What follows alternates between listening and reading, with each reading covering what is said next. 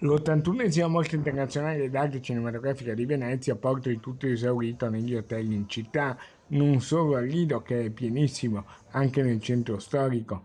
Al via c'è il classico periodo dei grandi eventi, il settembre tipicamente veneziano, tra Mostra del Cinema e Regata Storica e Premio Campiello, e poi, tra ottobre e novembre, gli ultimi mesi della Biennale d'Arte. Il direttore dell'Associazione Veneziana Albergatori è soddisfatto e ottimista. Con la mostra del cinema inizia il periodo di altissima stagione per gli alberghi veneziani, per il turismo veneziano.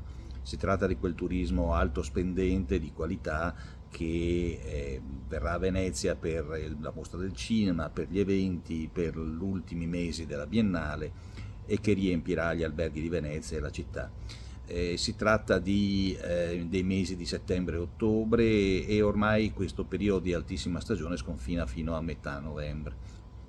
Il tasso di occupazione comunque e i risultati anche tra luglio e agosto, che notoriamente sono sempre stati di media stagione per la città, sono stati positivi. È stato confermato lo stesso andamento positivo dello scorso anno. Siamo quasi a oltre metà anno, si può ormai dare un primo giudizio, si può dire che il 2024 dal punto di vista delle presenze, arrivi ed economico è stato sicuramente positivo come l'anno precedente, come il 2023. Ormai ci si pone il quesito se il 2025, nonostante le guerre, nonostante una crisi economica che ormai sembra incombente, sarà altrettanto positivo, ma noi come albergatori lasciamo spazio alla speranza e ci stiamo già preparando ad un 2025 positivo.